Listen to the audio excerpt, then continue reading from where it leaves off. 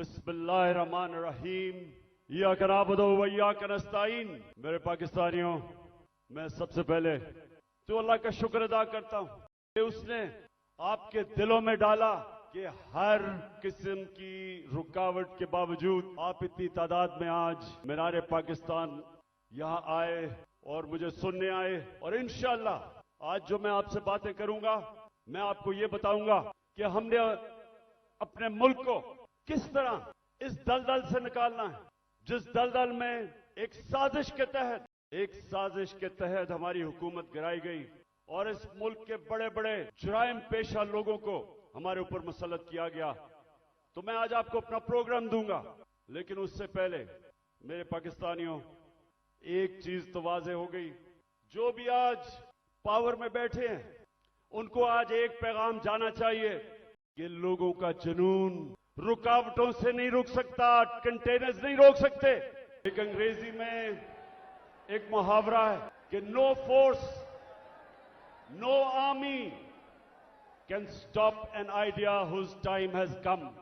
कि जब अल्लाह लोगों के दिलों में एक सोच डाल देता है तो कोई दुनिया की ताकत उसको रोक नहीं सकती। आप कंटेनर्स रखें, 2000 हमारे कारकुनों को आपने छापे मार के जेलों में डाल दिया।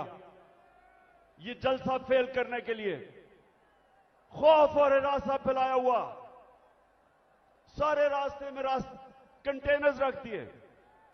लेकिन जब अल्लाह लोगों के दिलों में एक सोच डाल देता है, कोई कंटेनर, कोई पुलिस, कोई रेंजर, कोई नहीं रोक सकता उनको। और ये कौम, मैं अल्लाह का खास शुक्र इसलिए भी अदा करता हूं कि मैं अल्लाह से दुआ करता था कि अल्लाह, मैं बाहर की दुनिया में इतना टाइम गुजारा, वो जिंदा कौमें मैंने देखी थी, मैंने लोगों को जुल्म के सामने खड़े होते देखा है, नाइंसाफी के सामने। मैंने बाहर के लोगों को अमर बिल मारूफ पे चलते देखा है, बुराई के खिलाफ खड़े हुए हैं, अच्छाई के साथ खड़े हुए हैं। मैं अपनी कौम में ये नहीं देखता था। मैं अपनी कौम को अफसोस से मुझे कहना पड़ता है कि हर किस्म का जुल्म बर्दाश्त करते देखा। और जब एक कौम जुल्म के सामने नहीं खड़ी होती, मेरे पाकिस्तानियों, वो गुलाम बन जाते हैं। और गुलामों की कोई हैसियत नहीं दुनिया में। मौलाना रूमी ने जिस तरह कहा कि जब मेरे अल्लाह ने तुम्हें पर दिए हैं, क्यों चूंटियों की तरह रींग रहे हो? क्योंकि गुलाम रींगते हैं, आजाद इंसान ऊपर जाते हैं। इलामा इकबाल, शायद ही मुसलमान दुनिया में इस तरह का ज़हन आया हो। उनकी शायरी, उनका फलसफा, गौर से उसको अगर आप पढ़ेंगे तो एक बार बार पैगाम वो देते हैं हिंदुस्तान के गुलामी के अंदर पिसे हुए मुसलमानों को जगा रहे थे। उनको, मुसलमानों को याद करा रहे थे कि एक वक्त तुमने दुनिया की इमामत की थी और आज तुम्हारी कोई हैसियत नहीं है। जगा रहे थे उनको। सारा वक्त मुसलमानों को समझा रहे थे कि सिर्फ आजाद इंसानों की हैसियत होती है। तो पाकिस्तानियों, हम जो 23 मार्च बनाते हैं, हम 14 अगस्त बनाते हैं, लेकिन क्या हमें समझ है कि आजादी के लिए क्यों दुनिया तरसती है? क्यों आजादी? कई गुलाम भी बड़े खुशहाल होते हैं, कई मुल्कों के ऊपर दूसरे मुल्कों ने कब्जा किया तो वहां इतनी गुर्बत भी नहीं हुई, वो मुल्क कई बेहतर भी चल पड़े। हांगकांग एक मैं मिसाल देता हूं। हांगकांग गुलामी के अंदर उनके माशी हालात तो अच्छे थे, लेकिन पाकिस्तानियों सुन लो, जब से अल्लाह ने दुनिया बनाई है, हमेशा इंसान आजादी चाहता है। वो क्यों चाहता है? क्योंकि सिर्फ आजाद इंसानों की परवाज है। कभी आज तक सुना है कि किसी गुलाम इंसान ने, गुलाम ज़हनियत के इंसान ने, या किसी मुल्क जो गुलाम हो, कभी सुना है कि उसने कोई बड़ा काम किया हो? कभी सुना है कि दुनिया में उनकी कोई हैसियत हो? गुलाम अच्छे गुलाम रहते हैं। गुलामों की जिंदगी में जिल्लत है। अगर इंसान जिसको अल्लाह ने अशरफुल मखलूकात बनाया, सबसे अजीम मखलूक, तो अगर उसको अपने मुकाम की समझ नहीं है, तो वो तो जानवर भी दुनिया में आते हैं, खाते पीते हैं, बच्चे पैदा करते हैं और मर जाते हैं। इंसान तो वो है जो अपना मुकाम समझता है। और इल्लामा इकबाल ने ये सोए हुए मुसलमानों को जगाने के लिए कुरान के अंदर से, आयतों के अंदर से उन्होंने शेर व शायरी की। बताया मुसलमानों को कि तुम्हारा मुकाम है कि तुम एक अजीम कौम थे, क्यों ऊपर गए और आज क्यों नीचे हो? तो पाकिस्तानियों, मैं जो आज आपसे खास पहले तो अपना प्रोग्राम देने से पहले बात क्या करना चाहता हूं।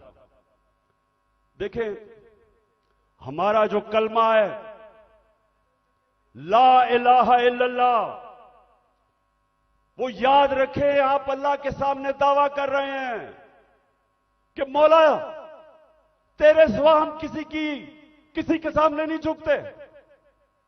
ये बड़ा दावा है। आप अपनी आजादी का दावा कर रहे हैं। आप अल्लाह के सामने एक बहुत बड़ा वादा कर रहे हैं, गवाही दे रहे हैं कि मौला मैं मर जाऊंगा लेकिन किसी की गुलामी सिवाय तेरे नहीं करूंगा। यह है ला इलाहा इल्लल्लाह का मतलब। और जब मेरी नजर में, मैं कोई इस्लाम का आलिम नहीं हूं, लेकिन मेरी नजर में जब एक इंसान किसी और इंसान के सामने झुकता है, जब किसी बुत की पूजा करता है, और मेरी नजर में सबसे बड़ा बुत खौफ का बुत है, जब वो खौफ की गुलामी करता है, वो इंसान जो कुरान में कहते हैं, अल्लाह कहता है कि जब इंसान गिरता है जानवरों से भी नीचे चला जाता है। तो मेरे पाकिस्तानियों, यहां 23 मार्च 1940, 23 मार्च 1940 मेरे सबसे पाकिस्तान के अजीम लीडर कायदे आजम, उन्होंने एक बहुत बड़े ख्वाब पाकिस्तान की रेजोल्यूशन पास की थी। मेरे वालिद इकरामुल्लाह खान न्याजी इसी मिंटो पार्क में वो सुन रहे थे, और वो भी इस ख्वाब की कि जी पाकिस्तान बनेगा। हालांकि तब कोई नहीं समझता था कि हमारा पाकिस्तान बनेगा।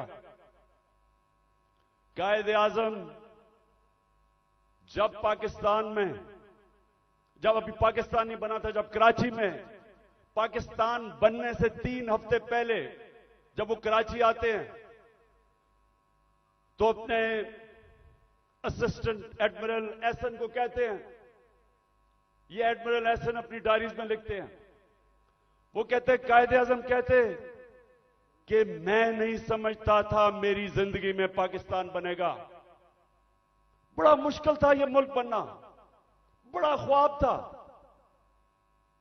तो आज हम अपने आप से पूछें कि क्या इस पाकिस्तान के लिए यह कुर्बानियां दी थी लाखों लोगों ने? हम जब बड़े हो रहे थे तो नहर के ऊपर जब हम रहते थे, वहां मेरी वालदा बताती थी कि जब पार्टीशन हुई तो जो कत्लेआम हुई बॉर्डर के ऊपर, कहती वहां औरतें आई हुई होती थी, 10-15 औरतें इकट्ठी, आदमी कितने सारे आदमी कत्ल हो गए। सारा कोई कहानी थी कि जी मेरी बेटी जो उठा के ले गए, बच्चे मार दिए। यानी ऐसी दर्दनाक कहानियां थी कि किस खून की कुर्बानी से यह मुल्क बना था। और वो सब आते थे कि जी एक ख्वाब लेके आए थे पाकिस्तान का। तो हमें आज मेरे पाकिस्तानियों पूछना चाहिए अपने से कि किधर हम गलत गए, क्या वजह है कि ये वो एक अजीम मुल्क नहीं बन सका। तो मैं आज आपको सबसे पहली बात ये बताता हूं, इसलिए नहीं बना कि हम कभी आजाद ही नहीं हुए। अंग्रेज तो चला गया, लेकिन जो हमारे मुल्क के ऊपर मुसल्लत हो गए लोग, उन्होंने तो कभी आजाद नहीं किया पाकिस्तान को। और आजादी होती क्या है? एक तो होती है कि हिंदुस्तान से अंग्रेज चला गया, हम आजाद हो गए, पाकिस्तान बन गया।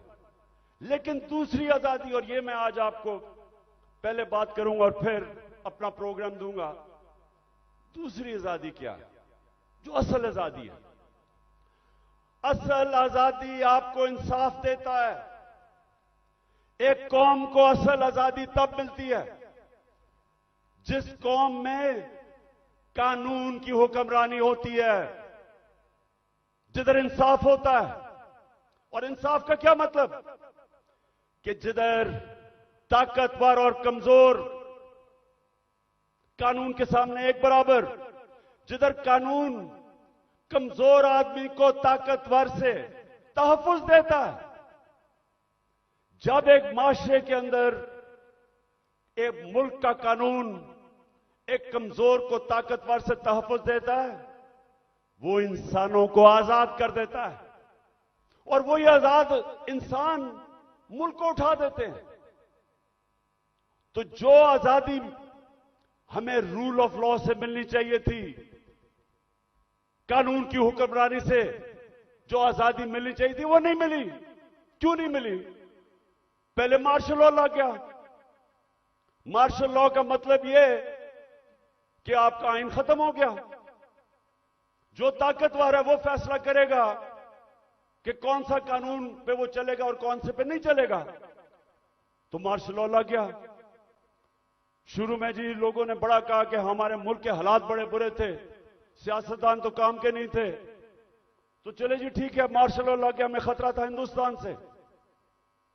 उसके बाद जैसे ही पॉलिटिक्स वापस शुरू हुई, हमारी बदकिस्मती यह कि जो हमारे डेमोक्रेट्स आए, उन्होंने भी कभी कानून की हुक्मरानी नहीं की। वो खुद अपने आप को कानून के ऊपर कर दिया।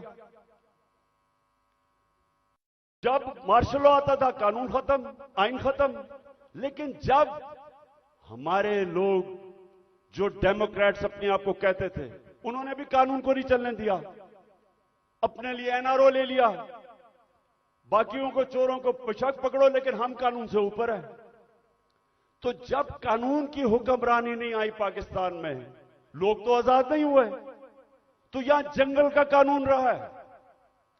जो ताकतवर है वो जो मर्जी कमजोर के खिलाफ करे, वो कमजोर बेचारा बेबस है, क्योंकि मुल्क का कानून उसकी हिफाजत ही नहीं करता। और इसलिए लोग गुलाम रहते हैं। आज आप अपने पाकिस्तानी जो यहां से गए हैं बरतानिया, जो यूरोप गए हैं, जो पाकिस्तानी मुल्क से बाहर गए हैं, उन मुल्कों में जिधर हकीकी जमहूरियत है और हकीकी आजादी है, पूछे उनसे कि क्या उनके मुल्क में कब्जा ग्रुप होता है? कब्जा ग्रुप वो होता है जो ताकतवर कमजोर की जमीन पे कब्जा करता है और कानून बेबस होता है। जिस मुल्क के अंदर ताकतवर कमजोर के ऊपर जुल्म कर सके, उनको बनाना रिपब्लिक्स कहते हैं। और जो मुल्क खुशहाल हैं, जिधर हम कोशिश करते हैं यहां से लोग वीजा लेके जाने के लिए, वहां क्या फर्क है? उधर एक लफ्ज इस्तेमाल आजकल हो रहा है, level playing field. Level playing field का मतलब यह नहीं है कि इमरान खान के हाथ पीछे बांध लो और दूसरे को सारा इंतजामिया सारी उसकी मदद करे और तब इलेक्शन लड़ाओ। लेवल प्लेइंग फील्ड का मतलब होता है कि कमजोर और ताकतवर कानून के सामने बराबर। इसलिए वो माशरे खुशहाल हैं। हमारा मसला क्या है? हमारा मसला ये है कि हमारी बदकिस्मती है। बेचारे गांव के अंदर जाओ, आम आदमी थाना कचहरी पटवारी वो ठोकरें खाता फिरता है। इंग्लैंड के अंदर, यूरोप में क्यों नहीं थाना कचहरी पटवारी? वहां क्यों नहीं है? क्योंकि इंसाफ है।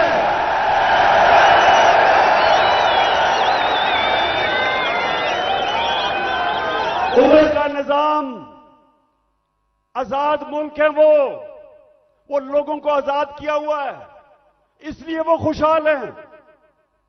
वहां बेचारा, मैं गांव में, अब मियांवाली में जब मैं गया पहली दफा आज से 26 साल पहले पॉलिटिक्स के लिए, तो मुझे पहली दफा समझ आई कि बेचारा क्यों गरीब आदमी जकड़ा हुआ है, कमजोर आदमी।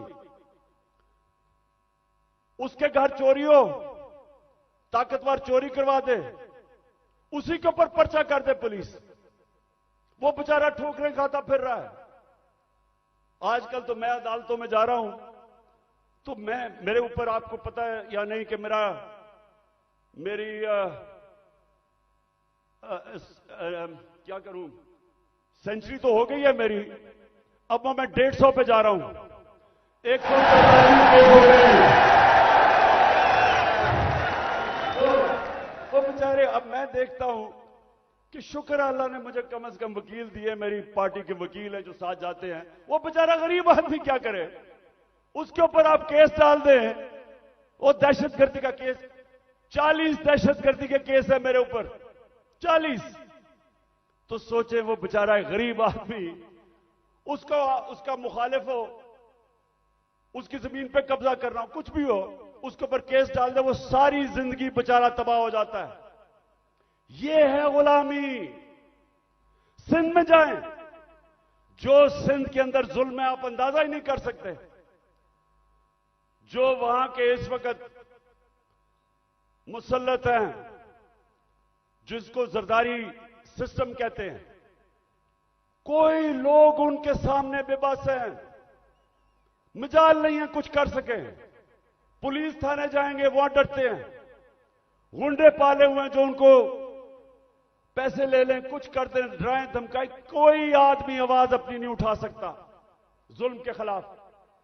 गुलाम है, कैसे कौम उठ सकती है? तो जो आज मैंने आपसे ये जो बात कर रहा हूं आजादी की, क्योंकि असल में हमारी जंग है हकीकी आजादी की, और हकीकी आजादी तब आएगी जब मुल्क में रूल ऑफ लॉ और इंसाफ होगा, जब इंसाफ होगा, लोगों के हुकूक होंगे। जब लोगों के हुकूक होंगे, जब एक मुल्क का अदालती निजाम लोगों की हकूक की हिफाजत करेगा, आपको कोई लंदन या इंग्लैंड जाना नौकरियों के लिए पड़ेगा, कोई यूरोप नहीं जाना पड़ेगा नौकरियों के लिए। अल्लाह ने इस मुल्क को हर चीज दी है, हमें कोई जरूरत नहीं है कि वीजों के पीछे लाइनों में खड़े हों, फिर पैसे दें।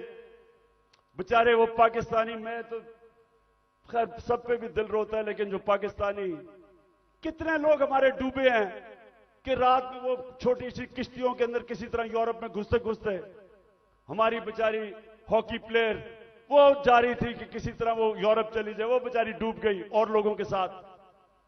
क्यों है?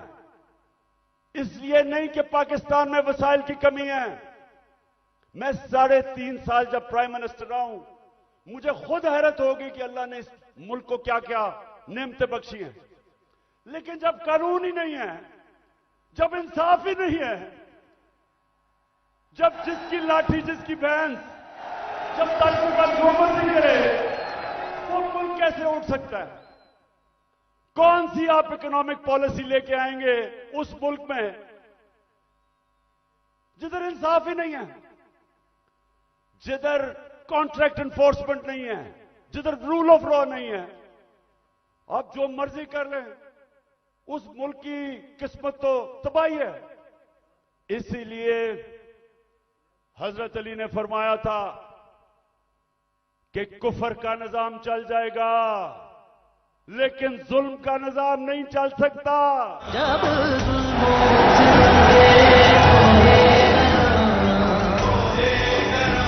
रुई की तरह उड़ जाएंगे हम महकूमों के पांव तले, ये धरती धड़ धड़ धड़केगी और अहले हुक्म के सहरुख पे जब बिजली कड़कड़ कड़केगी हम देखेंगे। अच्छा मेरे पाकिस्तानियों, मैं एक तारीख का तालिब इल्म हूं। मैंने शुरू में जैसे मैं प्राइम मिनिस्टर बना, मैंने अपनी कौम को समझाने की कोशिश की कि मेरा जो अल्लाह है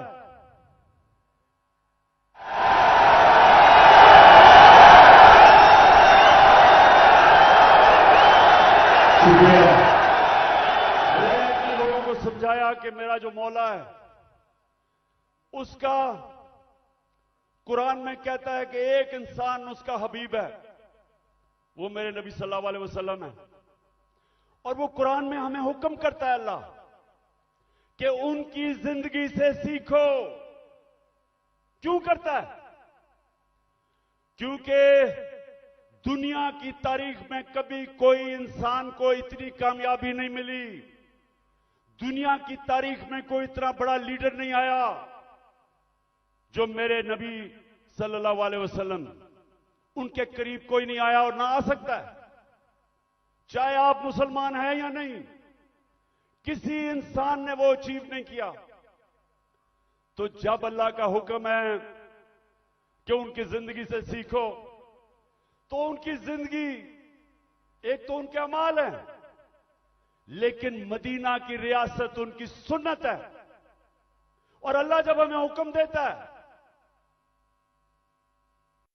कि वो जो रियासत बनाई थी मदीना की, दुनिया की इमामत की उन लोगों ने वो क्या चीज थी, वो क्या असूलों के ऊपर वो खड़ा किया था मदीना की रियासत, कि वो अरब जिनकी कोई हैसियत नहीं थी। ये जरा जो आप में से तारीख जानते हैं, जरा ये याद रखें। मैं बार बार लोगों को समझाता हूं कि 625 जंगे बदर, 625 जंगे बदर 313 लड़ने वाले थे। ये जरा गौर करें, ये तारीख का हिस्सा है। ये जो वर्ल्ड हिस्ट्री है उसके अंदर ये डॉक्यूमेंटेड है। 11 साल के बाद 636, 11 साल पहले मदीना में 313 और उसके बाद 2 जंगों में खंदक और ओहद के अंदर बाल बाल उमा बची, बाल बाल बचे मुसलमान। लेकिन 636 जो वो उस वक्त की दुनिया की सुपर पावर थी, रोमन एम्पायर, बेजेंटाइन एम्पायर, वो 636 में यारमुक की जंग में घुटने टेक देता है, सिर्फ 11 साल के बाद। तारीख है। और दूसरी सुपर पावर जो पर्शियन एम्पायर था, वो 637 में कुदसिया में घुटने टेक देता है। तो मैं आज अभी भी हैरत होती है कि क्यों नहीं हम सीख रहे कि वो क्या असूल थे कि उन्होंने उन अरबों की हैसियत नहीं थी, 2 सुपर पावर थी, उन्होंने दुनिया की इमामत की। सबसे पहले मदीना की रियासत में उन्होंने जो असूल खड़ा किया था, अदल और इंसाफ, उन्होंने लोगों को इंसाफ देकर आजाद किया था, गुलामी से आजाद किया था। जब इंसाफ मिला उन लोगों को, इंसान बराबर हो गए कानून में। हजरत अली रज़ी अल्लाह ताला खलीफा वक्त एक यहूदी से काजी केस उनके खिलाफ फैसला कर देता है कि बेटे की गवाही नहीं मानता। यह मुसलमानों का इंसाफ था। आज की दुनिया में मुझे बताएं, अपने मुल्क को तो छोड़े ना, मैं बात कर रहा हूं जो मगरिबी मुल्क अपने आप को इंसाफ के आज हमारे से बहुत आगे समझते हैं, क्या वहां भी हो सकता है आज ये? क्या अकलियत वो एक खलीफा वक्त से केस जीत जाए, और वो भी हजरत अली रज़ी अल्लाह ताला, उनका मुकाम, क्योंकि इंसाफ था। मेरे नबी सल्लल्लाहु अलैहि वसल्लम कहते हैं कि मेरी बेटी भी चोरी करेगी तो उसको सजा मिलेगी। हजरत उमर, बेटा जब उनका कानून तोड़ता है कोड़े मरवाते हैं उसको, कोई कानून के ऊपर नहीं था, इंसाफ था। एक हजरत उमर के दौर में वाकया हुआ, एक शहजादा मुसलमान हो जाता है, खाना काबा का तवाफ कर रहा होता है, एक गुलाम का पैर आ जाता है उसके चोगे पे, वो मारता है उसको, गुलाम को। गुलाम जाके हजरत उमर को बताता है, हजरत उमर उस शहजादे को बताते हैं कि तुमने ये किया था। हाँ, उसने कहा इसकी जुर्रत है। गुलाम को कहते हैं वापस मारो इसको। वो शहजादा दीन छोड़ के चला जाता है, लेकिन ये चीज कायम हो जाती है कि कानून के ऊपर कोई नहीं है। तो पाकिस्तानियों, अपनी तारीख से सीखो, सीखो। और ये जो आज मैं आज आपको उस नए दौर की तरफ लेके जा रहा हूं कि जब तक इस मुल्क में कानून की हुक्मरानी नहीं आएगी, हमारी जिंदगी में जिल्लत है। वो प्राइम मिनिस्टर भीख मांग के फिर रहा है, ठोकरें खा रहा है।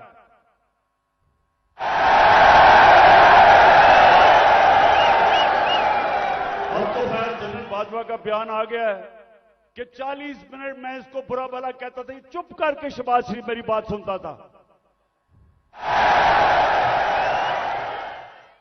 अब ये होता है कि जब डिक्की में घुस के आप प्राइम मिनिस्टर बनने की कोशिश करें। बहरहाल मैं आगे आपको बताता हूं। देखिए, आप सुने मेरी बात। देखिए, आप हिंदुस्तान की तारीख देखें। जब दिल्ली की सल्तनत थी 350 साल, जो हुक्मरान जिसके दौर में इंसाफ था वहां खुशहाली थी, जो जालिम था वहां कैद भी पड़े। तारीख उठा के देख लें। जब शेर शाह सूरी, जो हिंदुस्तान का बहुत ही अजीम लीडर था, वो कैसे ऊपर आया था? उसके बाप की एक जागीर थी, उसको कहा वो जागीर संभालो बिहार के अंदर। उसने जागीर को एक मिसाल बना दिया। कैसे? कानून की हुक्मरानी कायम करके सारे बड़े बड़े डाकुओं को उसने मार दार के भगा दिया, अमन कायम कर दिया। सारे इर्द गिर्द से जो ताजर थे वो सारे उधर पहुंच गए, वो खुशहाल हो गया। सबसे ज्यादा खुशहाल उसकी जागीर हो गई, उधर से वो उठा। तो जब विंस्टन चर्चिल, जब दूसरी जंग अजीम में तबाह हो रहा था ब्रिटानिया, तो उससे जब लोगों ने आके पूछा कि जी हम बच जाएंगे, हिटलर की फौजें पहुंच गई हैं, यूरोप फतह कर लिया, या बमबारी हो रही है, क्या हम बच जाएंगे? तो चर्चिल ने कहा कि क्या हमारी अदालतें इंसाफ दे रही हैं? जब उन्होंने कहा हां, तो कहता कोई ताकत नहीं हमें हरा सकती। तो मेरे पाकिस्तानियों, ये याद रखें कि जो जुल्म का निजाम है, यह आप फैसला करना है कि आपने उसका मुकाबला करना है। तो मैं अब आपको बताना चाहता हूं कि ये जो जुल्म का निजाम मौजूदा पाकिस्तान में वो है क्या। जरा अब मैं थोड़ी एक दो वीडियोस आपको दिखाऊंगा ताकि आपको पता चले कि यहां किस किस्म का जंगल का कानून है आज, या जंगल का कानून है, या कोई किसी को परवाह नहीं है कि कानून मुल्क का है या क्या है। जो दिल करा जिसको पकड़ा उठा लिया। 2000 हमारे कारकुनों को उठा लिया इन्होंने। रातों को गए, घरों से उठा लिया। वो बेचारी डॉक्टर रुबीना अपनी क्लिनिक में बैठी थी, उसको उठा के ले गए। वो मैं भी आपको बाद में आता हूं, पहले मैं जरा आपको बताना चाहता हूं कि ये हुआ क्या हमारे साथ। पहली दफा 25 मई में हमने एक मार्च की इस्लामाबाद। 3 मार्चेस पीडीएम के लोगों ने मेरी दौर में की थी। एक एफआईआर नहीं कटी, कोई रुकावट नहीं थी। बल्कि तो मैंने कहा था आप मार्च करें, मैं आपके लिए खाने खूने का बंदोबस्त करूंगा।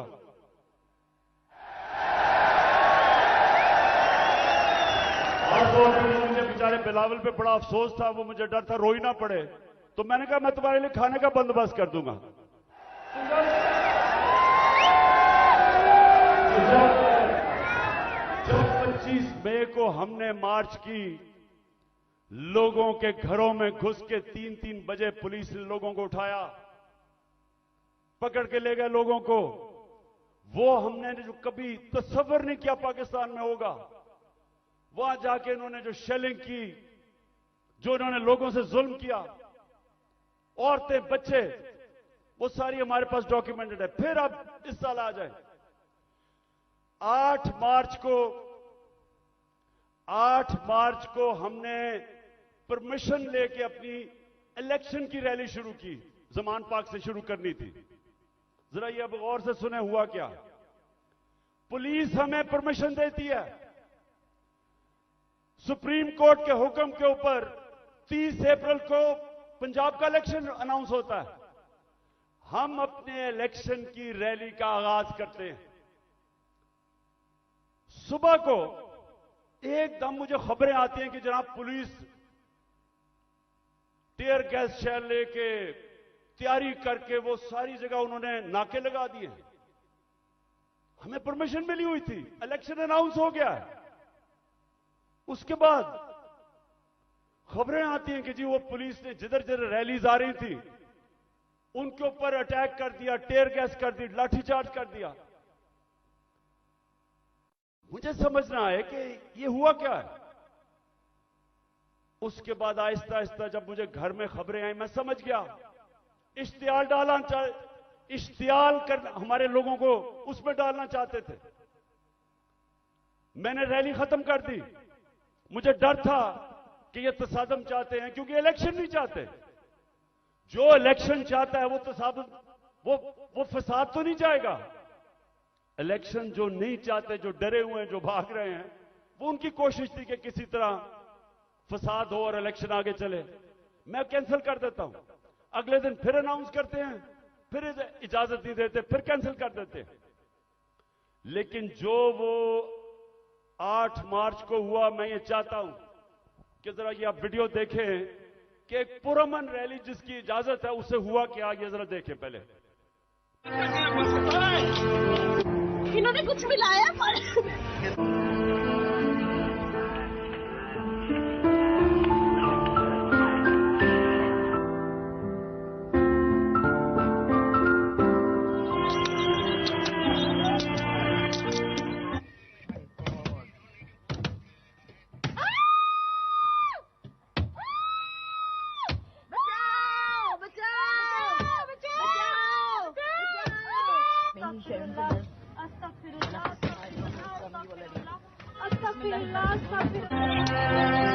गाड़ी तोड़ी है, मेरे कपड़े फाड़े हैं, दे सकते हैं दंड।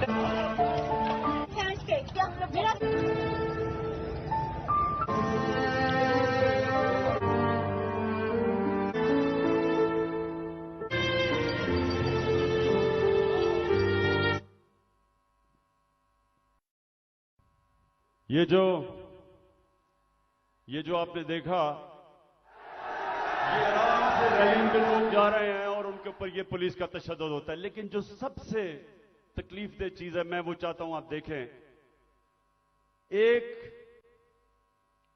एक मलंग, एक दरवेश, एक स्पेशल पर्सन, जिससे वो सारे मेरे घर के बाहर जो कैंप लगा हुआ था, सब जिससे प्यार करते थे, जिसके पास प्यार के अलावा था ही कुछ नहीं, उसको प्यार में लोग जिले शाह कहते थे। और लोगों को भी पकड़ा, इसको उठाया। इन दरिंदों को समझ नहीं आई कि वो स्पेशल चाइल्ड है। इन्होंने उसको मारा होगा, उसने आगे से इस तरह की बातें, क्योंकि उसके पास तो वो तो एक जुनूनी आदमी था, अपनी दुनिया में रहने वाला। इन्होंने उसके ऊपर तशद्दुद किया। पोस्टमार्टम रिपोर्ट के मुताबिक 26 जगह इन्होंने उसको तशद्दुद किया और उसको मारा। उसके जो जख्म थे वो सारे सोशल मीडिया पे थे। और जिले शाह को इन्होंने मार के सड़क के किनारे फेंक दिया। और ये बेगैरतों ने सिर्फ ये नहीं किया, उसका कत्ल का केस मेरे पे डाल दिया कि इमरान खान ने कत्ल कर दिया। और ये मैं पाकिस्तानियों को बताऊं, किसी आजाद मुल्क में ये नहीं हो सकता। ये सिर्फ गुलाम मुल्कों में होता है, जिधर उनको उस मुल्क का कानून जिनकी हिफाजत नहीं करता, ताकतवर ऐसी हरकतें करता है।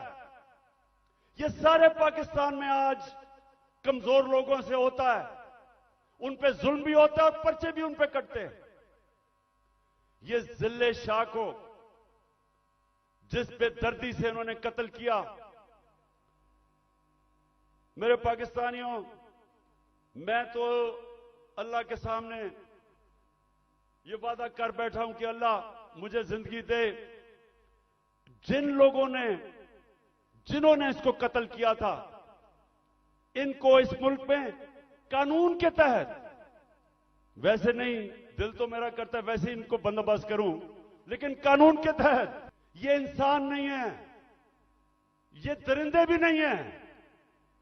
ये कैसा, ये इनके जो ज़हन है, ये बीमार लोग हैं।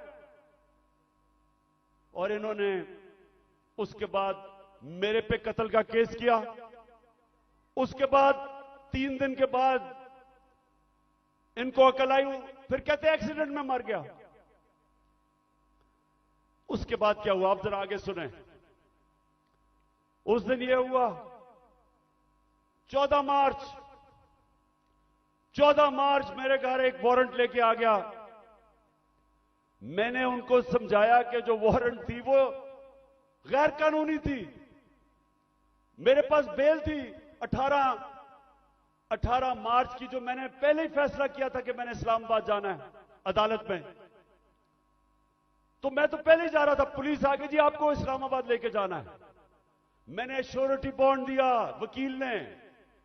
अगर कानून कहता है श्योरिटी बॉन्ड दे दो तो पुलिस आपको अरेस्ट नहीं कर सकती। श्योरिटी बॉन्ड के मैं पहले ही 18 को अदालत में पेश हो रहा हूं। इन्होंने मेरा श्योरिटी बॉन्ड नहीं लिया। 3 तरफ से जुबान पाक के ऊपर हमला हो गया। रेंजर्स, पुलिस, 3 तरफ से हमला। जिस तरह पता नहीं इमरान खान को कितना बड़ा दहशतगर्द था। सारा टीयर गैस शेलिंग इन्होंने वो चलाई, वो वाटर कैनन जिसके अंदर केमिकल था। फिर इन्होंने बंदूकें चलाई, पैलेट गन चलाई। मैं सिर्फ ये अब आपको दूं, जो उस दिन हमारे साथ हुआ, मुझे पहली दफा पता चला पाकिस्तानियों कि फलस्तीन के लोगों के ऊपर इस्राइल क्या करता है, कि कश्मीर के लोगों के ऊपर हिंदुस्तान क्या करता है। मुझे ऐसे एहसास हुआ कि क्या जुल्म हो सकता है अगर आपकी रियासत आपके ऊपर हमला कर दे। जरा ये फिल्म देखें कि जो हमारे साथ हुआ, जिस तरह इन्होंने अटैक किया और हमारे ऊपर पर्चे काट दिए। आज अगर आप फ्रांस में देखें, वह लोग मुजाहरे कर रहे हैं पेंशन्स के ऊपर। कभी आपने टीवी के ऊपर देखा वो चीजें भी जला रहे हैं, वो गाड़ियां भी जला रहे हैं। कभी आपने देखा कि पुलिस उनके ऊपर फायरिंग कर रही है या रेंजर्स? कभी आपने देखा कि उनको लोगों को अफवाह करके लेके जा रहे हैं गैर, और फिर तशद्दुद कर रहे हैं उनके ऊपर? कभी फ्रांस के अंदर यह नहीं होगा, क्योंकि वो लोग आजाद हैं, उनके कानून उनकी हिफाजत करता है। उनको इजाजत देता है कि पुरअमन एहतजाज करो, और हम तो एहतजाज भी नहीं कर रहे थे। लोग क्यों मेरे घर के बाहर आए? क्योंकि लोगों को पता था कि ये मुझे अरेस्ट जो करने आए हैं वो गैर कानूनी है, और लोगों को यह भी पता था कि ये जेलों में डाल के तशद्दुद करते हैं। सारे लोगों को पता था कि जो आजम स्वाति से क्या किया, जेल में डाल के कपड़े उतारे, तशद्दुद किया एक 75 साल आदमी को। कोई शर्म नहीं इनको आई। क्या पाकिस्तान का आईन राइट टू डिग्निटी देता है? किसी को इजाजत नहीं देता कि किसी को नंगा करके उसको जलील करो, उसकी वीडियो बनाओ। उससे पहले शहबाज गिल, उसको उठा के ले गए, 2 दिन उसको पकड़ के उल्टा लटकाया, उसको नंगा किया, उसके ऊपर हर किस्म का तशद्दुद किया। फिर सोशल मीडिया के लड़कों को पकड़ के ले गए। कितने लड़कों को लेके गए, उनके ऊपर यही उन्होंने किया। पता नहीं इन बेगैरतों को नंगा करने का क्या शौक है।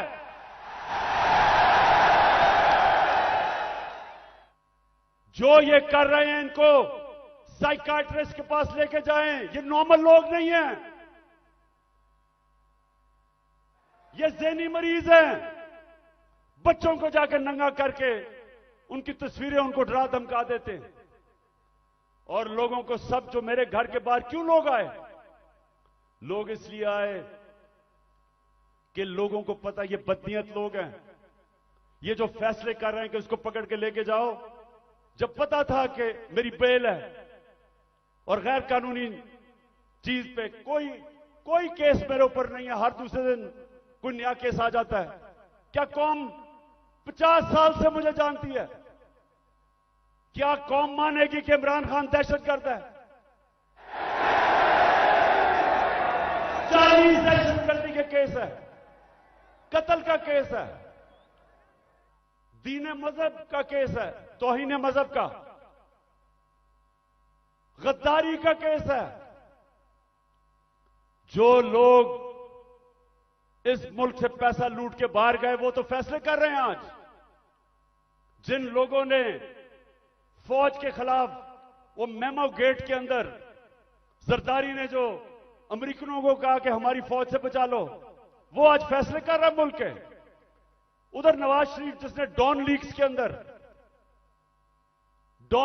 अंदर जो उसने अपनी फौज की शिकायतें कर रहे हैं हिंदुस्तान को, वो आज फैसले कर रहा है। और इमरान खान जिसका जीना मरना पाकिस्तान में है, जिसकी ना कोई बार प्रॉपर्टी ना दौलत, सब कुछ बेच के आज अपने मुल्क में ले आया है, उसको गद्दार बना दिया है।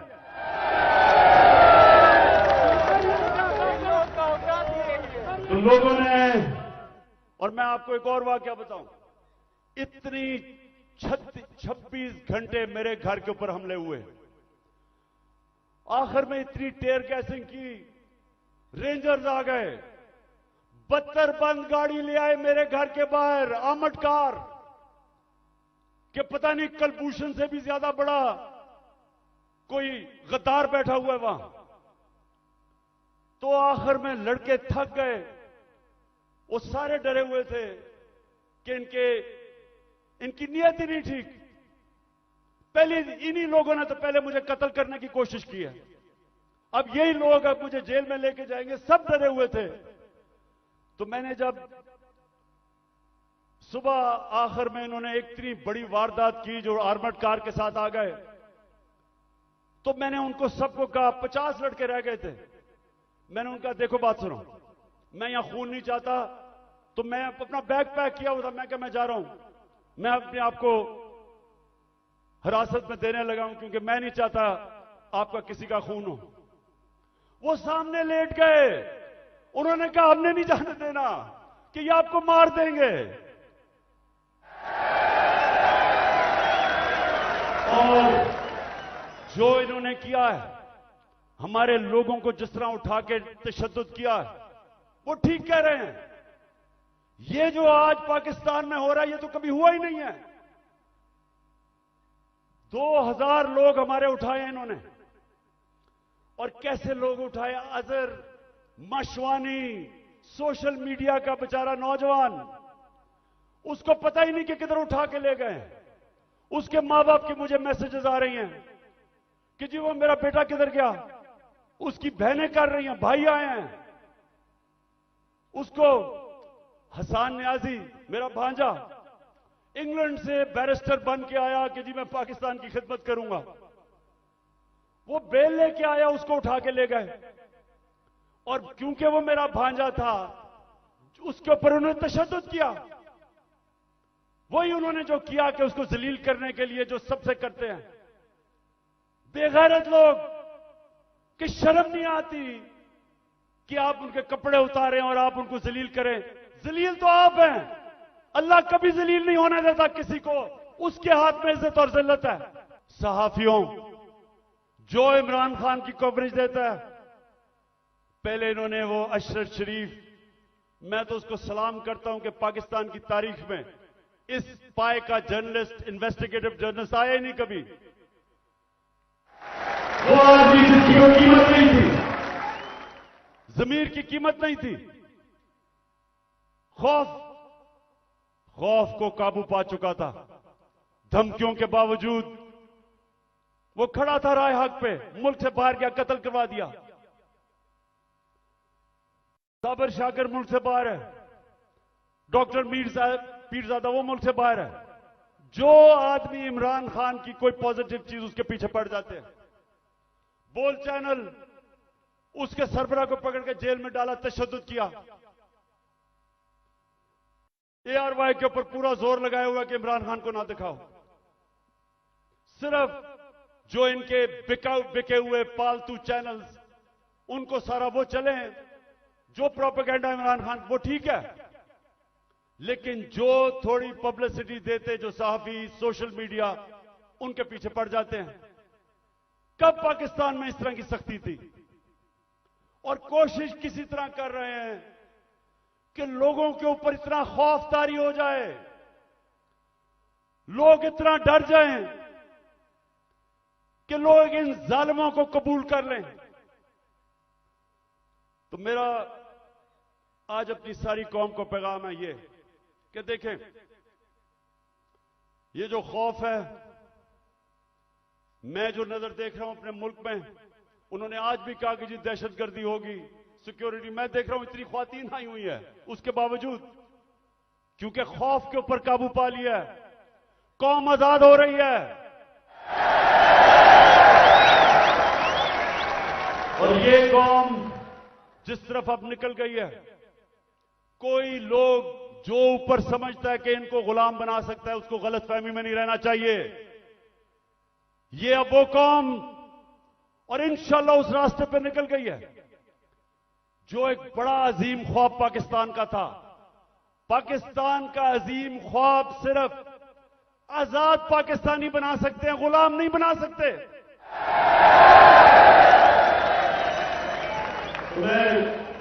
पहले तो मैं और भी बता दूं कि मुझे इतना अफसोस है जिस तरह के लोगों को पकड़ा।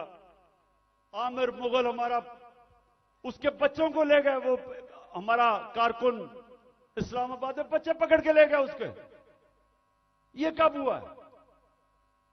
और सिर्फ सारों को डरा धमका रहे हैं। इनका ख्याल था कि आज कोई आएगा ही नहीं मीनारे पाकिस्तान में, कि डर इतना हो गया, लोगों को डर हो गया है।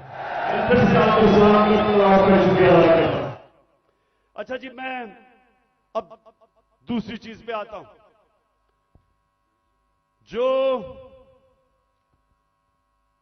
जो इन्होंने, अच्छा मुझे जब बुलाया इस्लामाबाद, अच्छा उससे पहले मैं बताऊं कि मैं जब इस्लामाबाद जाना था 18 तारीख को, इन सबको पता था कि मैं पहले अदालत में गया था। उससे पहले 17 की शाम को अदालत ने मुझे कहा था कि अब कोई पंजाब पुलिस आपके घर कुछ नहीं करेगी। उन्होंने कहा कि सर्च वारंट अगर उन्होंने लेना है तो एक एसपी का नाम लिया और एक हमारा उस वक्त शिबली फराज थे, उन दोनों के होते हुए वो मेरे घर में आके देखेंगे। उन्होंने कहा जी कोई पता नहीं, कोई असला है वहां। मैं जाता हूं इस्लामाबाद। जब इस्लामाबाद के टोल प्लाजा पे पहुंचता हूं तो पता चलता है कि मेरे घर के ऊपर दरवाजा तोड़ के कोई 50 पुलिस वाले घुस जाते हैं। अकेली बेचारी बुशरा बेगम घर पे, अकेली 3-4 मुलाजिम के साथ, और वो घर पे घुसते हैं, सारे घर के ऊपर छतों पे घर को जो चीज आती है लूट लेते हैं। और वो जो बेचारे 5-6 मुलाजिम थे उनको जिस बेदर्दी से मारते, मैं सिर्फ चाहता हूं कि एक दफा देखें कि ये इन्होंने एक आदमी छोड़ें कि इमरान एक्स प्राइम मिनिस्टर या लोग जानते हैं, किसी भी बाइज्जत किसी भी घर में अगर पता हो कि खामद घर नहीं है, बीवी एक दीनदार खातून पर्दादार, सोचें कि उसके घर में कभी ये आज तक पाकिस्तान में हुआ है। मैं वो सारे जो ऑफिसर्स इस मुल्क में, हमारे जजेस साहिबान, पुलिस के ऑफिसर्स, फौज के ऑफिसर्स, पाकिस्तानी अपने, मैं सबसे एक सवाल पूछता हूं कि आपके घर में अगर ये होता तो आप क्या तकलीफ होती, आपको होती या नहीं होती? अगर आप में गैरत हो और आपकी बीवी बेचारी अकेली घर हो और उसमें इस तरह के, और ये इंसान नहीं है, वो बेचारे 5-6 नौकरों को उठा उठा के मारा, जिस तरह किसी का बाजू तोड़ दिया, एक को बेचारे खसामे को पकड़ के जेल में ले गए हैं। ये किस मुल्क में होता है? ये किसी आजाद मुल्क में नहीं हो सकता। जिन मुल्कों के अंदर कानून होता है, इंसाफ होता है, किसी पुलिस की जरूरत नहीं है ये करने की। तो अगर ये मेरे घर पे कर सकते हैं, किसी के घर पे भी ये इस तरह अटैक कर सकते हैं। इसका मतलब कि यहां तो जंगल का कानून है, अगर आपके पास ज्यादा ताकत है आप कुछ भी कर दे। मैं पहुंचता हूं इस्लामाबाद, आप ये भी सुने, मुझे नहीं पता था कि इन्होंने प्लान बनाया हुआ है। मैं समझा मुझे पकड़ने अरेस्ट कर लेंगे, मुझे नहीं पता था कि वहां मारने का प्रोग्राम बनाया हुआ है।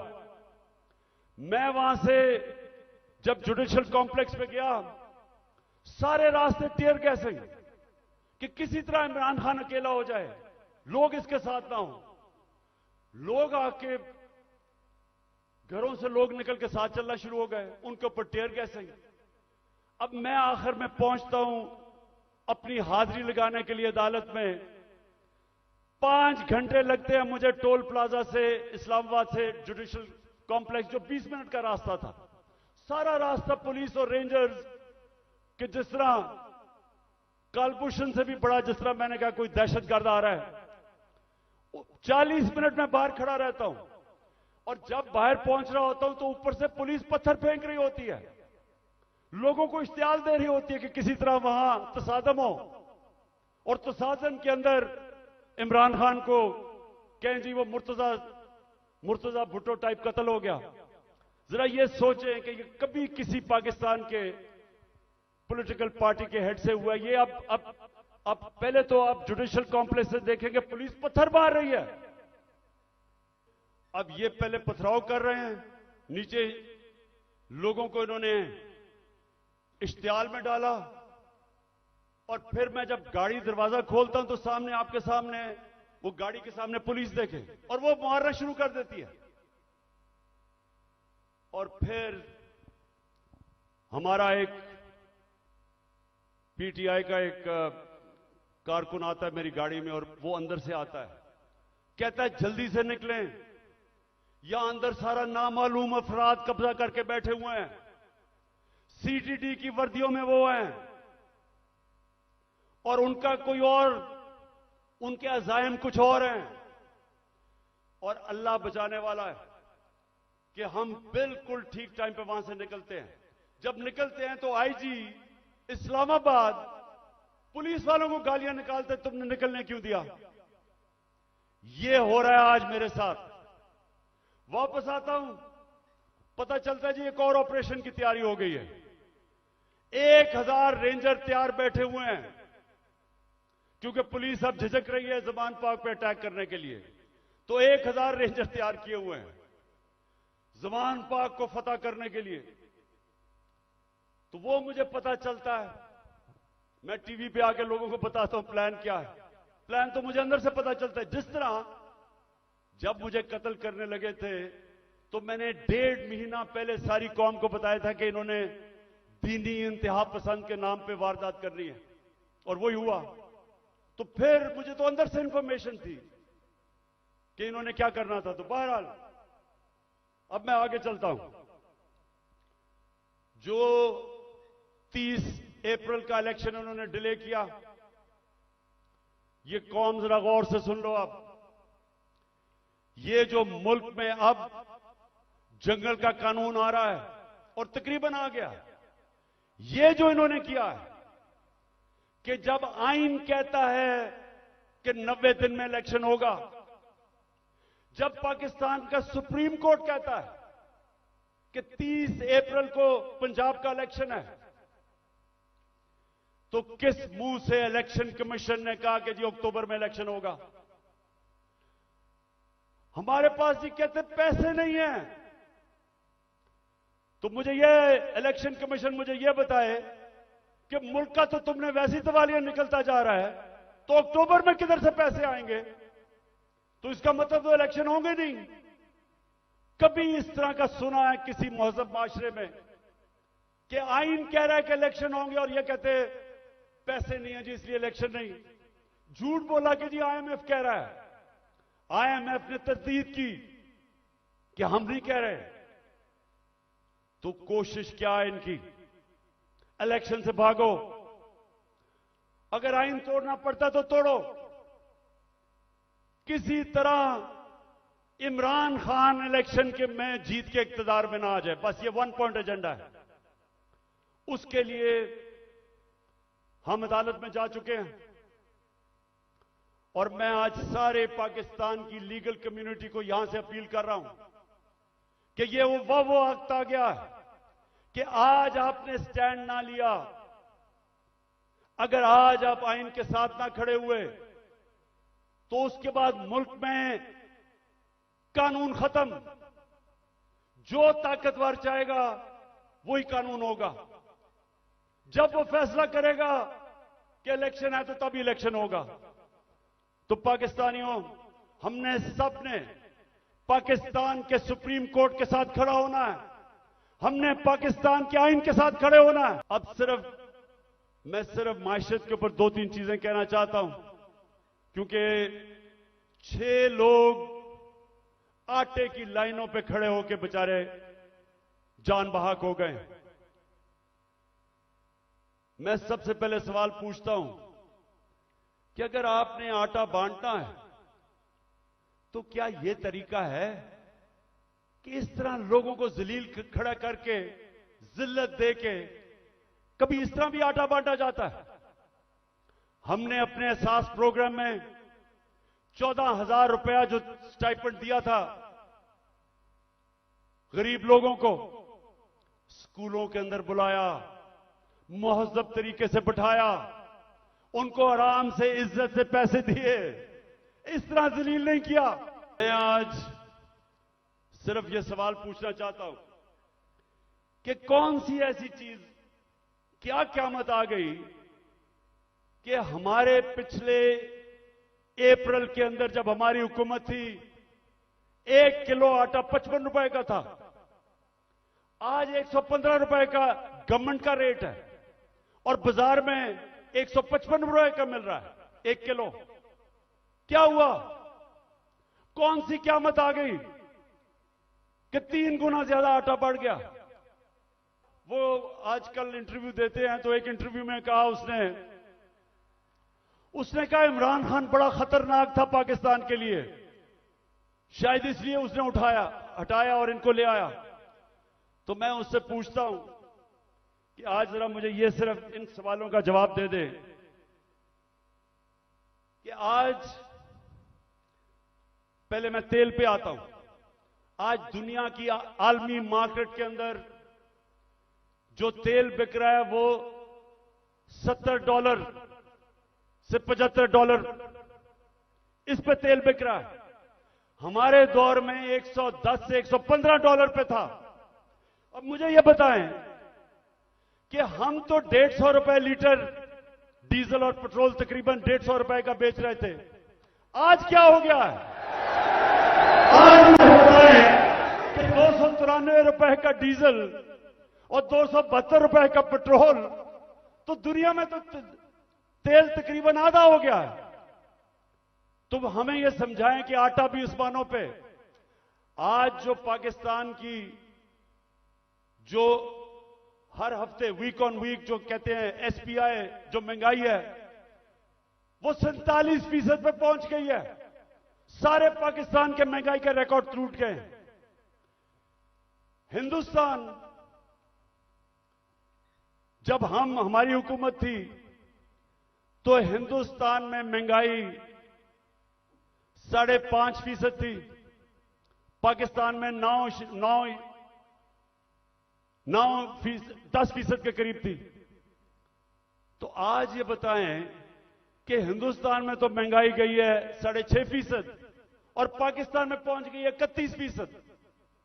3 गुना ज्यादा महंगाई हो गई है। तो लोगों से पूछे, तनख्वाहदार से पूछे कि उनके ऊपर क्या हुआ। हम जब थे डॉलर, पिछली मार्च में जब इन्होंने नो कॉन्फिडेंस किया था तो डॉलर कितना था? ₹178 का। आज पहुंच गया ₹283 का। यानी अगर आपके बैंक में पिछली मार्च अप्रैल में आपका ₹100 था तो वो ₹65 रह गया है। वो जो ₹100 था वो सिर्फ आज ₹65 की चीजें खरीद सकता है। तो मैं बाजवा से पूछता हूं कि मैं तो बड़ा खतरनाक था, तो ये बताएं कि ये किसको ऊपर बैठा दिया है कि पाकिस्तान घुटनों पे पहुंच गया है।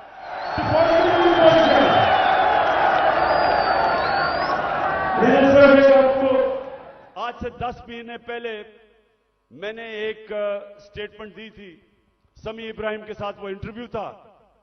तो ये जरा छोटा सा क्लिप ये देख ले। ये आज से 10 महीने पहले था। तो इन्होंने असेंबली में कहा कि इमरान खान को गद्दार डिक्लेयर कर दो। मेरे ऊपर उन्होंने पार्लियामेंट में कहा कि रेजोल्यूशन पास करो गद्दारी की। उधर क्लिप सुन ले 10 महीने पहले यह क्या था। मैं आपको सीक्वेंस बता देता हूं ना।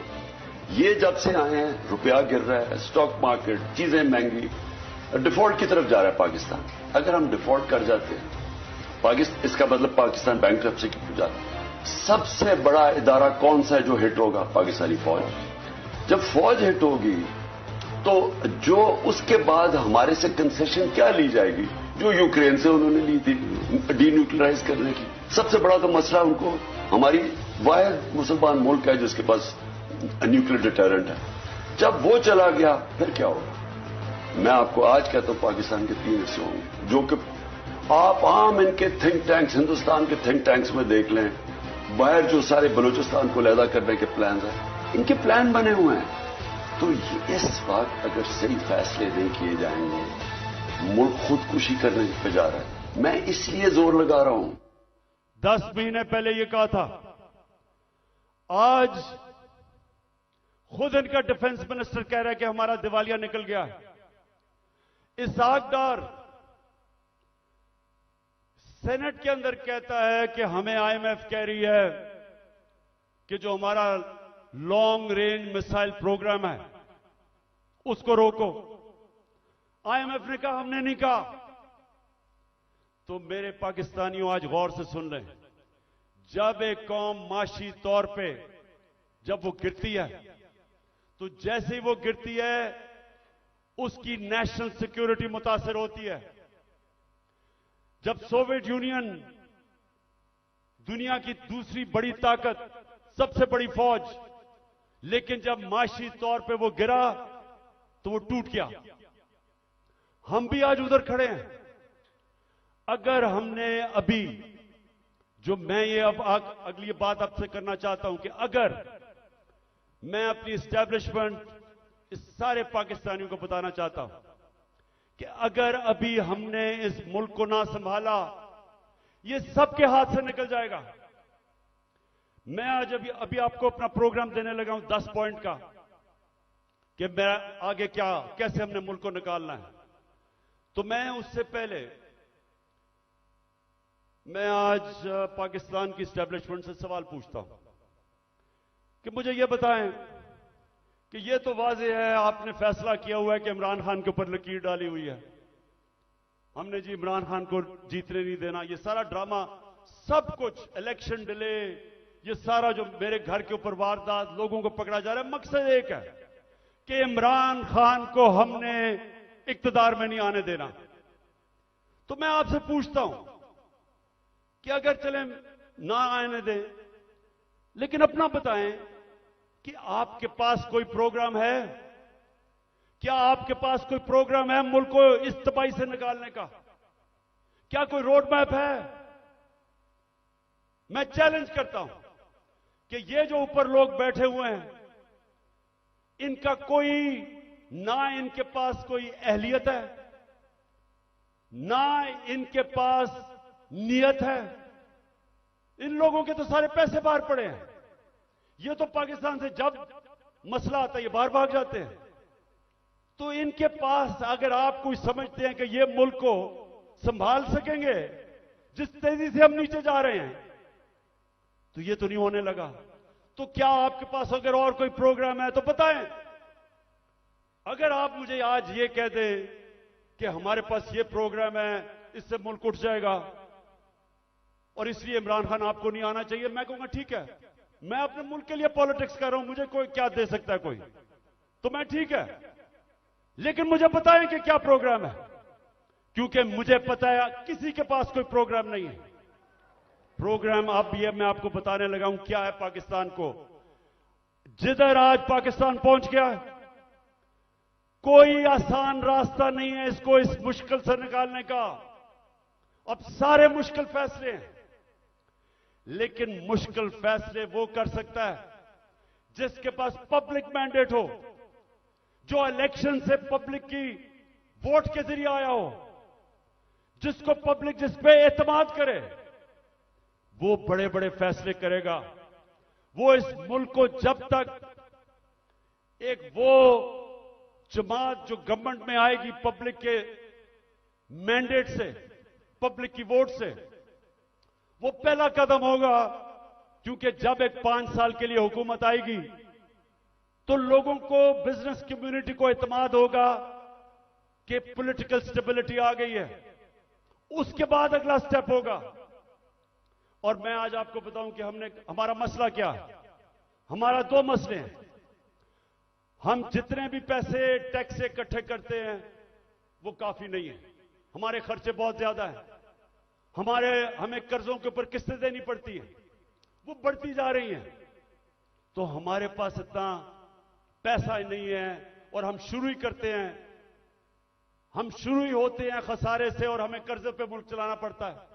ये पहला मसला है। दूसरा मसला है कि जो डॉलर्स मुल्क में आते हैं उससे बहुत ज्यादा डॉलर्स मुल्क से बाहर जाते हैं। हमारे पास डॉलर की कमी है, जिसको करंट अकाउंट डेफिसिट कहते हैं। हमने कभी माजी में कोशिश ही नहीं की अपनी एक्सपोर्ट्स बढ़ाने की। जो भी मुल्क तरक्की किया है, ईस्ट एशिया, चाइना, सब ने अपनी एक्सपोर्ट्स बढ़ाई हैं। एक्सपोर्ट्स बढ़ाती है तो डॉलर आते हैं। हमने कभी कोशिश ही नहीं की। हमारी इंपोर्ट्स बहुत ज्यादा हैं। तो अब मैं आपको बताऊं कि ये 2 हमारे खसारे हैं। एक की वजह से रुपए पे प्रेशर पड़ता है, रुपया गिर जाता है, रुपया गिरता है, महंगाई होती है, गुर्बत होती है। और दूसरी वजह से कि हम सारा वक्त, क्योंकि हम टैक्स ही कितना नहीं इकट्ठा करते, सारा वक्त हमें मसला पड़ा रहता है। हम बैंकों से और पैसे लेते हैं, उसके ऊपर सूद होता है, तो हम इधर फंसे हुए हैं। तो इसके लिए सबसे पहले पाकिस्तान के अंदर एक उस तरह की सर्जरी करनी पड़ेगी, मुल्क का गवर्नेंस सिस्टम ठीक करना पड़ेगा, उसके लिए रूल ऑफ लॉ लाना पड़ेगा, मुल्क की एनवायरनमेंट चेंज करनी पड़ेगी। जिस तरह हम गवर्नमेंट चलाते हैं बिल्कुल चेंज करना पड़ेगा। और जो हमने डॉलर मंगवाने हैं मुल्क की तरफ, गौर से सुने, मैं आखिर में पहुंच रहा हूं। डॉलर कैसे आएंगे? एक्सपोर्ट्स बढ़ाने में तो टाइम लगेगा, एक तरीका है डॉलर लाने का। ये जरा गौर से सुन लें, और आज बैरूनी मुल्क पाकिस्तानी भी सुन रहे होंगे, मैं उनको भी बताना चाहता हूं कि देखिए, मैं बड़ी देर से एक ही बात कहता हूं कि सबसे बड़ा असासा पाकिस्तान का बैरूनी मुल्क पाकिस्तानी है। उनके पास जो डॉलर्स पड़े हुए हैं, अगर हम अपना गवर्नेंस सिस्टम ठीक कर लें, हम अपना रूल ऑफ लॉ ठीक कर दें, हम इस मुल्क के अंदर एतमाद अपने सिस्टम में ले आए कि अगर वो अपना सरमायाकारी करते हैं पाकिस्तान में, तो हमारा जो अदलिया का निजाम है, जो हमारा गवर्नेंस सिस्टम है, वो उनके सरमाए की हिफाजत करेगा। जिस वक्त ये कर दिया, अब जरा सुने, मैं आपको फिगर्स बताता हूं। 18,000 अमेरिका के अंदर पाकिस्तानी डॉक्टर्स हैं।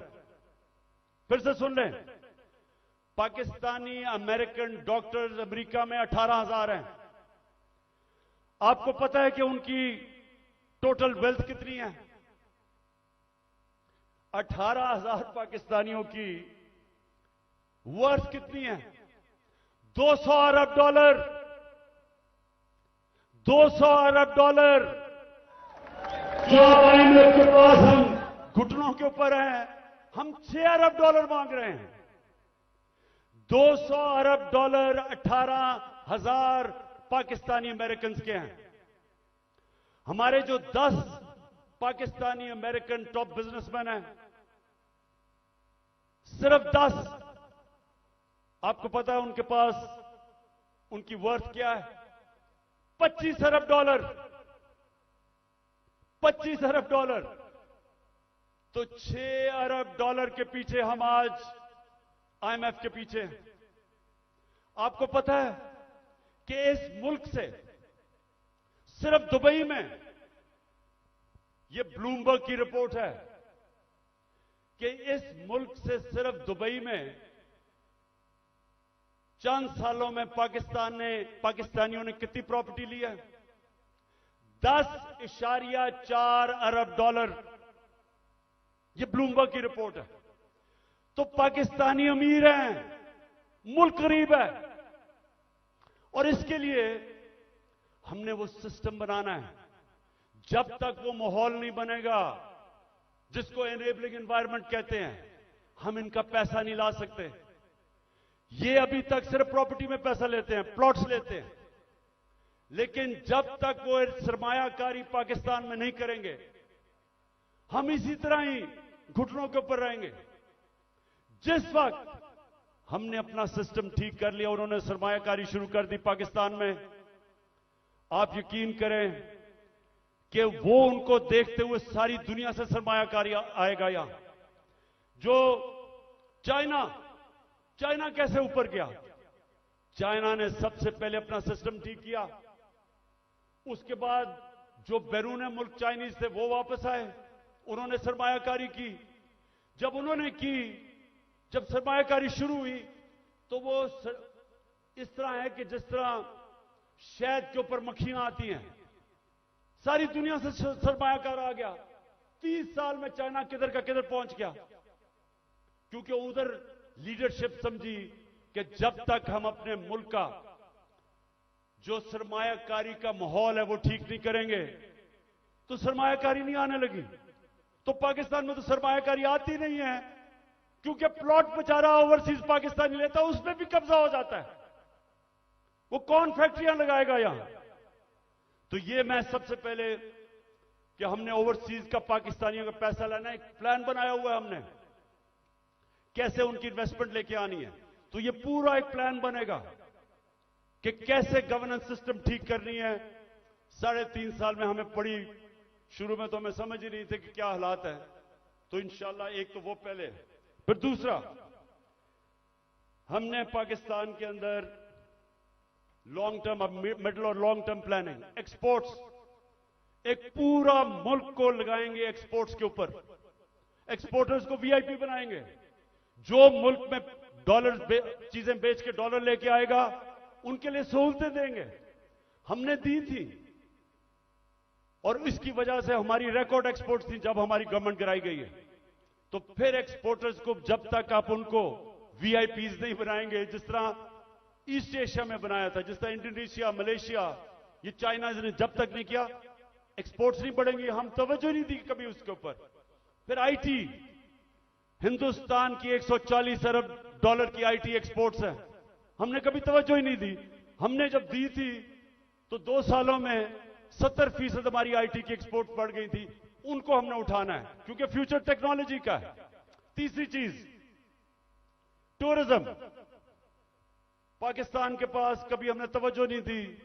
ये मुल्क, और हमारी बदकिस्मती के 2 साल कोविड हो गया, कोरोना हो गया, उसके बाद टूरिज्म खत्म हो गई। तो इंशाल्लाह पूरा मेरा प्लान है कि इस बार इंशाल्लाह अल्लाह ने मौका दिया, कैसे टूरिज्म उठाएंगे। उसके अलावा हमने कभी तवज्जो ही नहीं दी मदनियात पे, मिनरल्स पे। वो इसलिए क्योंकि वो सूबाई सब्जेक्ट बन गया है, सूबों के पास कैपेसिटी नहीं है। तो इस वक्त पूरा जोर लगाएंगे कि कैसे हमने पाकिस्तान के, और यहां बहुत अल्लाह ने नेमतें बख्शी हैं मदनियात में, लेकिन हमने तवज्जो नहीं दी, उससे भी हम डॉलर पाकिस्तान में आ सकते हैं। फिर इंडस्ट्री को, और खास तौर पे स्मॉल मीडियम इंडस्ट्री, ये हमने शुरू की थी, और मुझे फख्र है कि हमारी 17 साल के बाद सबसे ज्यादा इंडस्ट्री बढ़ रही थी, जो आज फिर बंद हो गई है। तो वो उसके ऊपर, और स्मॉल और मीडियम जो छोटा इंडस्ट्री है, उसके ऊपर हमने पूरा प्लान बनाया हुआ है। फिर अपनी ज़राअत की हमने सिर्फ प्रोडक्टिविटी बढ़ानी है। चाइना के साथ हमने बात कर ली थी कि कैसे हम पैदावार बढ़ा सकते हैं, और उन्होंने आना था, और बदकिस्मती फिर कोरोना की वजह से 2 साल चाइना बंद हो गया, तो उसका पूरा प्लान बना हुआ है। फिर जो बड़े बड़े पीआईए, रेलवे, गवर्नमेंट कॉरपोरेशन, ये सबसे ज्यादा नुकसान करती हैं पाकिस्तान में। जो हमारा जो पैसा आवाम पे खर्च होना चाहिए वो नुकसान पे चला जाता है। इनको रिस्ट्रक्चर करना है, ये भी हम आखिर में बना था, लेकिन हमारी गवर्नमेंट चली गई। इसका पूरा प्लान है। और फिर कैसे हमने अपना टैक्स कलेक्शन बढ़ाना है, अब ये जरा सुन लें। इस वक्त 22 करोड़ पाकिस्तानियों में सिर्फ 25 लाख टैक्स देने वाले हैं। 22 करोड़ पाकिस्तानियों में 25 लाख टैक्स देने वाले हैं।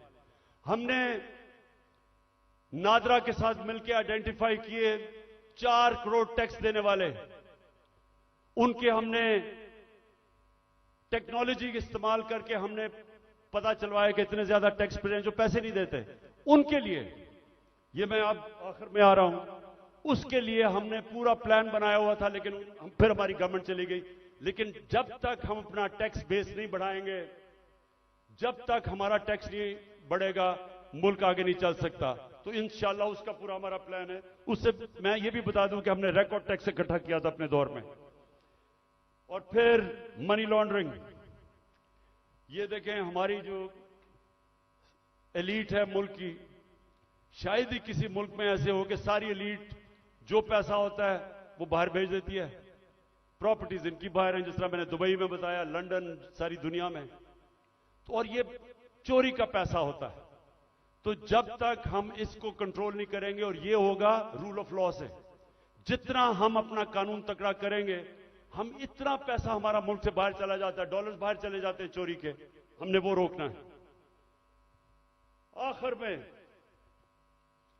इस दौरान जो मुश्किल वक्त है, आज कमजोर तबका हमारा पिस गया है, तनख्वाहदार हमारा पिस गया महंगाई की वजह से।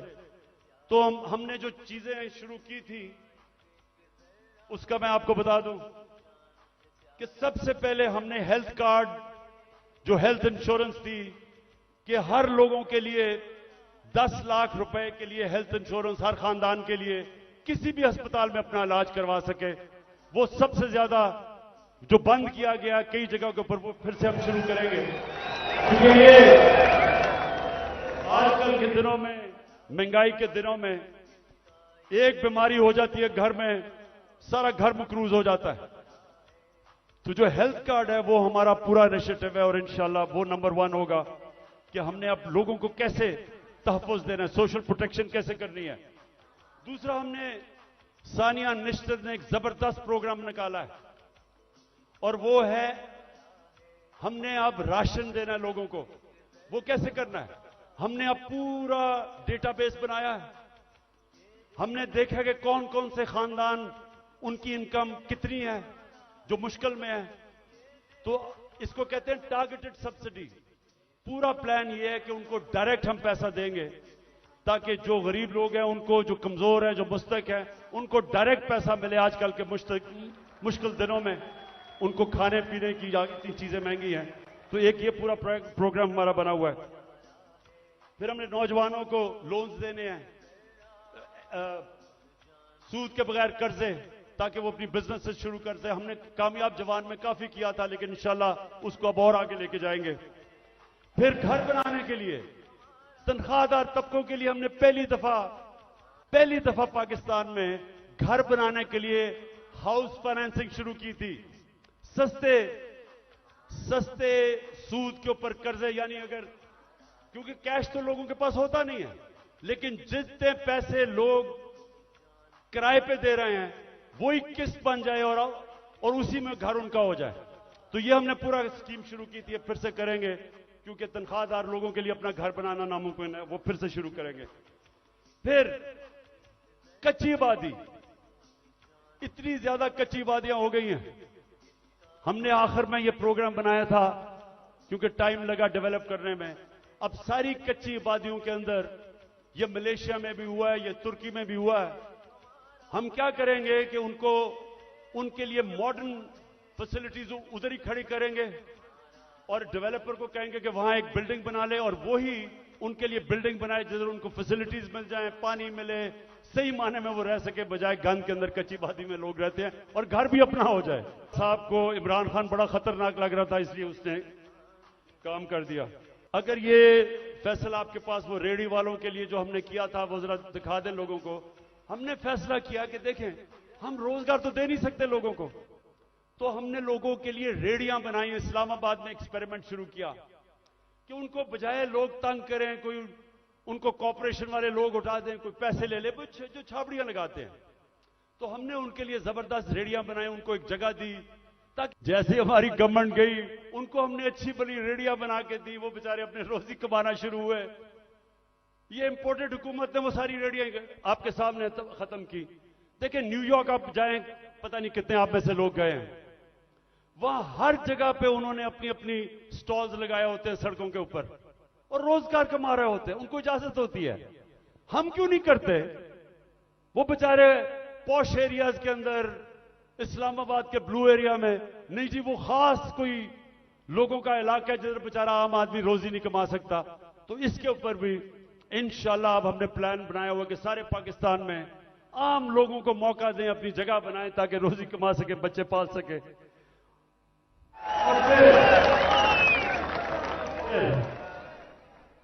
जो हमारे घर के मुलाजिम हैं, मेरे पाकिस्तानियों, मेरे नबी सल्लल्लाहु अलैहि वसल्लम ने जब गुलामी खत्म करने का शुरू किया तो उन्होंने क्या किया? उन्होंने कहा कि जो आपके घर में गुलाम है उनको इस तरह रखो कि जैसे वो आपके घर में आपकी फैमिली है, उनको वही खाना खिलाओ, उनको अच्छी तरह रखो। ये उन्होंने पहला कदम उठाया था कि उनको इंसान समझो, उनके भी हुकूक हैं। मैं जब बरतानिया गया तो उधर मैंने पहली दफा देखा कि जब किसी के भी घर में कोई काम करने आता है तो उसका कॉन्ट्रैक्ट होता है, कितनी देर काम करेगा, छुट्टी कब मिलेगी, तनख्वाह कितनी होगी, ये कॉन्ट्रैक्ट साइन होता है। मुझे अफसोस से कहना पड़ता है कि हम अपने मुल्क में अपने मुलाजमों को ठीक नहीं रखते और ये हमारे दीन के खिलाफ है। हमें बिल्कुल उस तरफ जाना चाहिए कि उनको हम कॉन्ट्रैक्ट्स दें, बताएं कि जितना पैसा मैं आपको दे सकता हूं उसके मुताबिक करें, उनको छुट्टी दें, उनके ऊपर पूरी कोशिश करें कि वो आपके जिस तरह फैमिली मेंबर है। ये हमारे दीन का हिस्सा है और मेरी पूरी कोशिश है कि हमारे जो मुलाजिम हैं घरों में काम करते हुए उनको आहिस्ता आहिस्ता हम राइट्स दें, उनका ध्यान रखें। वो भी इंसान है और वो क्योंकि कमजोर हैं उनको बुरी तरह हम रखते हैं। और जिन मुल्कों को हम काफिर कहते हैं या हमारे दीन के नहीं हैं, आप हैरान होंगे कि कितनी इंसानियत है उनमें अपने मुलाजमों के लिए। आखिर में जी, मेरे पाकिस्तानियों, मैं आज आपका खास तौर पर शुक्रिया अदा करना चाहता हूं कि इतनी रुकावटों के बावजूद मैं आज फिर से अपने मुल्क में जो इस वक्त ताकत में है उन सबको पैगाम देना चाहता हूं कि देखें, जिस तरफ हमारा मुल्क जा रहा है, मैं फिर से कहता हूं, मुझे खौफ है कि ये उधर पहुंच जाएगा जिधर कोई भी इसको रोक नहीं सकेगा। इंडस्ट्री बंद हो रही है, महंगाई बढ़ती जा रही है, एक्सपोर्ट्स गिर रही हैं, जो बाहर से पाकिस्तानी रेमिटेंसेस भेजते हैं वो कम हो रही हैं। अब इंडस्ट्री बंद होगी तो टैक्स कलेक्शन कम हो जाएगी। तो क्या इनका सिर्फ इस वक्त तो एक ही है कि कहीं से कर्जा मिल जाए। कर्जे बढ़ते जा रहे हैं, आमदनी सुकड़ती जा रही है। एक घर जब उसमें मुश्किल वक्त आता है, उसके ऊपर कर्जा चढ़ जाता है, तो वो क्या करता है? वो अपने खर्चे कम करता है, अपनी आमदनी बढ़ाने की कोशिश करता है। हमारी तो आमदनी सुकड़ती जा रही है। तो मैं आज सबको कहना चाहता हूं कि अगर आप मुझे यह बता दें कि इस दलदल से निकलने के लिए हमारे पास स्वाय साफ और शफाफ इलेक्शन की कोई और प्लान है तो मुझे बता दें। और कोई आपके पास प्रोग्राम नहीं है। इस वक्त सिर्फ प्रोग्राम बना हुआ है कि इमरान खान को बाहर कैसे करना है।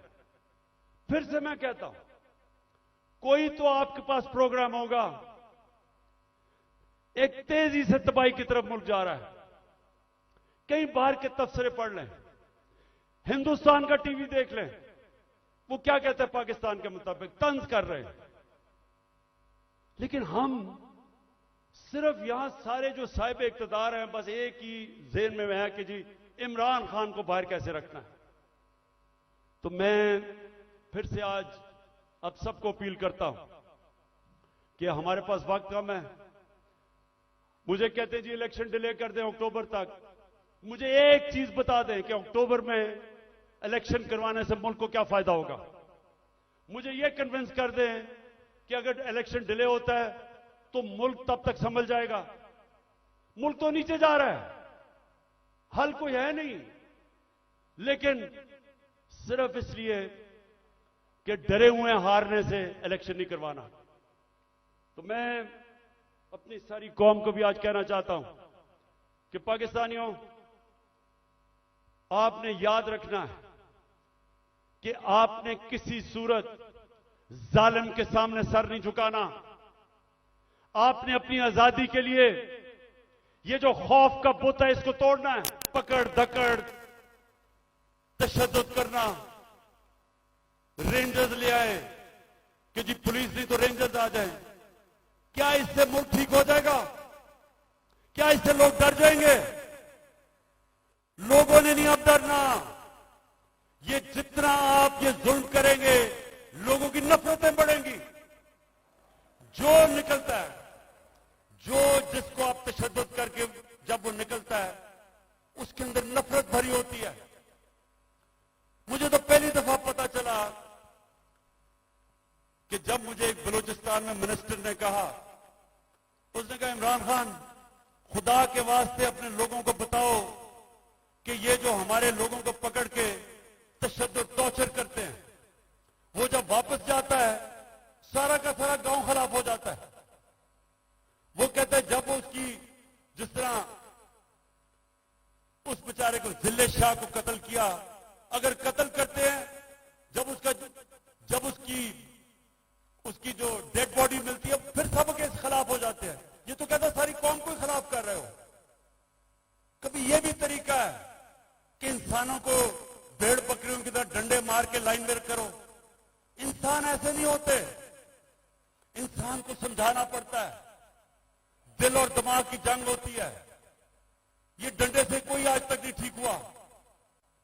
और ये जो खौफ फैलाया हुआ है कि जी हम ये कर देंगे, हम आपको ये मार देंगे, हमने ये कर दिया, फिर से हमला होने लगा है।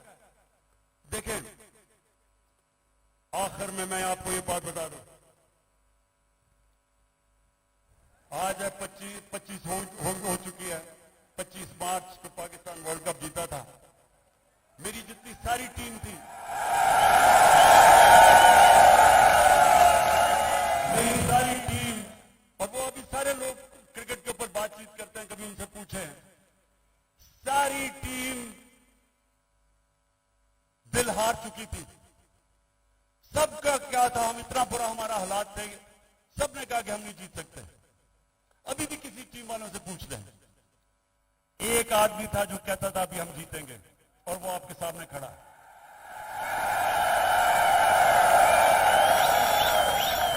आखिरी गेंद तक लड़ने वाला कप्तान था मैं, और अभी भी आखिरी गेंद तक लड़ूंगा अपने मुल्क के लिए। मुझे किसी का खौफ है। अल्लाह कुरान में कहता है जो लोग ईमान ले आए अल्लाह उनके खौफ दूर कर देता है, खौफ से आजाद हूं। मैं सिर्फ अपनी कौम को तैयार कर रहा हूं कि जो अब आगे हमारे सामने चैलेंज है, वो जिस तरह अभी तक पाकिस्तान चल रहा था, इस तरह हम चैलेंज नहीं जीत सकते। अब जो हम चैलेंज जीतेंगे, जब पाकिस्तान एक कौम बन जाएगी, हम एक कौम बन के इस मुल्क को निकाल लेंगे इस दलदल से।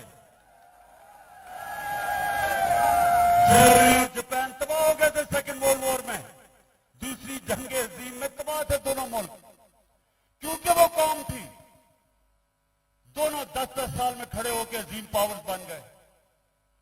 ये जो चैलेंज है, ये हम सिर्फ एक कौम बन के जीत सकते हैं, और कौम बनेगी जिसकी बुनियाद रखी जाएगी इंसाफ के ऊपर, कानून की हुक्मरानी के ऊपर।